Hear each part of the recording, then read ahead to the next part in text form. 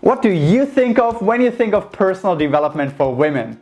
Maybe something like this, or this, or this. We live in a society where women still often get sexualized, and personal development therefore is limited to a woman's appearance. A lot of the personal development advice that you as a woman can find in magazines and on TV is limited to diet and exercise. And even though that is of course an important part of personal growth and personal development, it is only a very small part. In fact, there is so much more that women can focus on in order to grow into the best version of themselves. And in this video, I'm gonna share a couple of these different areas with you. So let's get started. We are gonna focus on two main questions. Number one, who are you? And number two, what is it that you want to accomplish? The first question, who are you? I answer by dividing it up into your body, mind, and soul. Each of these three components you can focus on in order to become stronger, more educated, healthier, and all in all a better person. And if we start with the first component, your body, then of course that involves diet and exercise and how you train, but it is a little bit for different reasons than society likes to tell you. It's actually not about looking the best you can physically look like, and it's not about impressing your girlfriends and finding the perfect boyfriend. It's more about actually being content with your body. It's actually about feeling healthy, it's about feeling alive, and it's about feeling strong so you can tackle any obstacle in your way. So I would say to hell with all these artificial beauty standards and instead focus on how you want to look like so you feel content. How do you want to look like that you feel like you're the best version of yourself? And of course that involves eating clean. Of course that involves training regularly. Of course that involves growing stronger, developing muscles. All of these things are part of becoming the best version of yourself, especially when talking about your body. But you have to do it for the right reasons. Don't do it because society and everyone around you tells you to, but do it because you want to feel good. Do it because you want to feel healthy, and do it because you want to live a long and exciting and active life. So your body and how you treat it is component number one of who you are. Component number two is your mind. And simply the best way to develop and challenge your mind is by reading a lot. Of course, reading feeds you information that then allows you to understand the world we all live in a little bit better. But on top of that, it helps you to think more clearly and to be able to absorb knowledge a lot faster. If you have been subscribed to this channel for a while now, then you know that I'm a huge believer in reading a lot and regularly.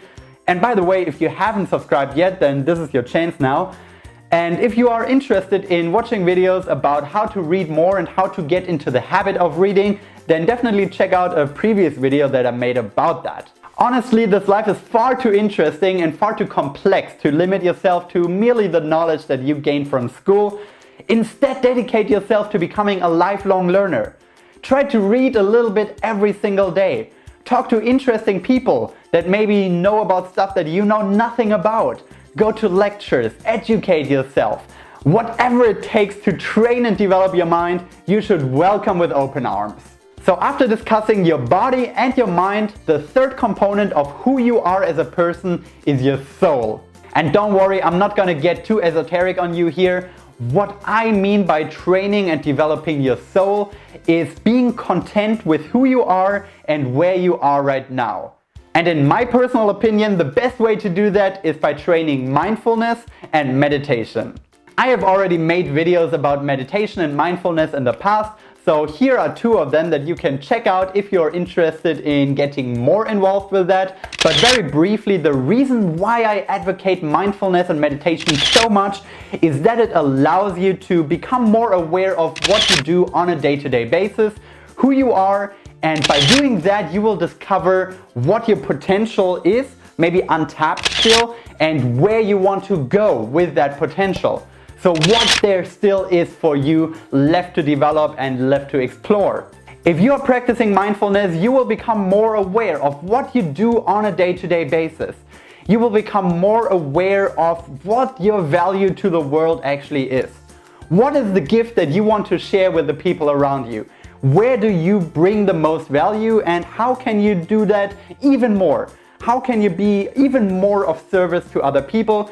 Because this is really what fulfills us as people. And I believe that especially for women, that is an important and crucial part of their personal development journey. You have to reflect on what you're doing rather than just get stuck in a rut. So you need to create that space in your daily routine where it is solely time for you and time for you to reflect on things. This will then in turn allow you to identify challenges and face them head on. Now we have talked about who you are your body, your mind and your soul, and about different techniques how you can work on each and every one of those areas. But this is only one part of the equation, because it only makes sense to grow stronger and develop yourself if at the same time you have a clear sense of purpose. You need to know what you're doing that for. What is it that you want to accomplish? What is it that you want to do with your life, with your time on this planet? And it doesn't really matter what that is. It could be that you want to be a super successful entrepreneur. It could be that you want to be the greatest mother on earth. It could be that you just want to live a very happy and satisfied life surrounded by friends and family. Whatever it may be, you need to become the strongest version of yourself in order to accomplish that. The two go hand in hand. So actually, without exactly figuring out what it is that you want to achieve, there is no need for personal development in the first place. And how exactly do we do this? Well, the short answer is that this is a very complex question and I can hardly answer this in a 10-minute video, but I do try to give answers in all the videos that I share on this channel, where I talk about purpose, where I talk about happiness in life, and where I talk about finding your passion. So make sure that you subscribe if you haven't already. But I will give you a little glimpse here in this video about what you can do in order to find your passion, find your purpose, and find what really drives you forward in your life.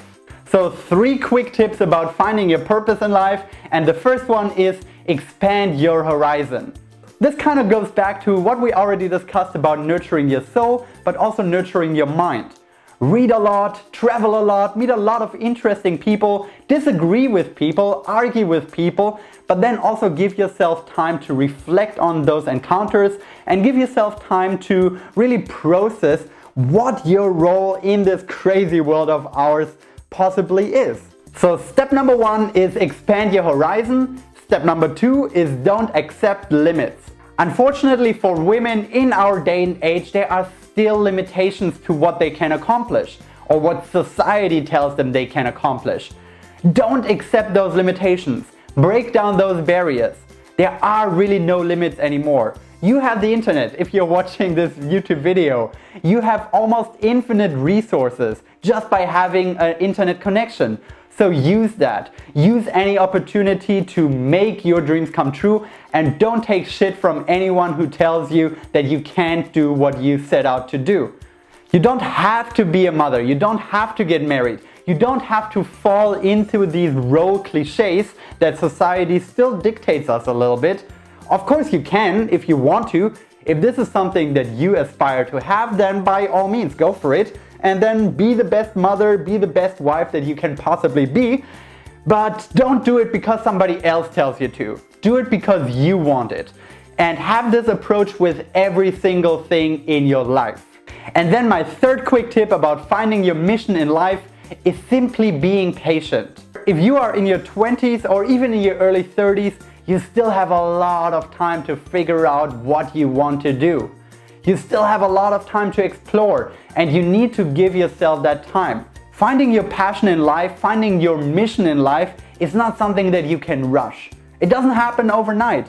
You need to learn a lot, you need to discover a lot, and simply you need to also fail a lot. And you need to allow yourself to make those mistakes, because otherwise you will never arrive at the point where you actually know what it is that you don't want to do, so you can figure out what it is that you do want to do. So be patient with yourself.